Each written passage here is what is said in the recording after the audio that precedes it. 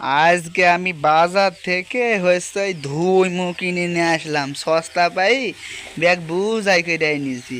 তো এই ধুই মুদি আর মাছ দিয়ে আমি চড় করে রান্না করে সুন্দরভাবে খাবো, আজ আপনাদেরকে তা দেখাবো।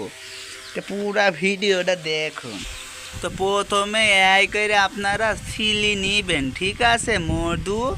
আর এরকম করে শিলা হায়া গেলে আপনারা তারপরে এরকম করে ছোট ছোট করে কুইটা নিবেন।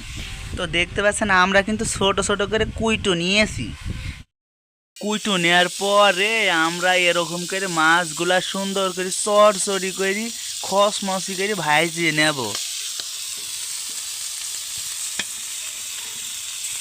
আমাদের এই মাছগুলা ভাজি না হয়ে গেলি তারপরে তারপরে এরকম করে বাটা ঘুষাগুলা দিবা, যেরকম হলুদ আছে, পেঁয়াজ বাটা, রসুন বাটা ইত্যাদি ইত্যাদি সব কিছু দিয়ে সুন্দরভাবে এরকম করে ভাজি নিবা। তারপরে হালকা করে পানি দিবা। তারপরে আপনারা এই এন্দা করে অল্প অল্প করে তুলি দেবেন। আর তুলি দিলে সুন্দরভাবে স্বাদ হবে, ঘ্রাণটা আলাদা হবে, এই করে তুলিয়ে দিবেন।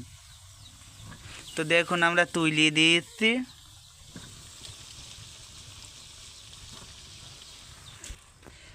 তুলা হয়ে গেলে আপনারা সুন্দরভাবে নাড়াচাড়া করে দেবেন।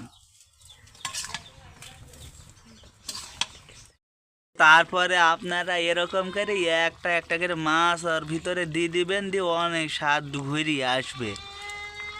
এই যে মাছ দেওয়া হয়ে গেল,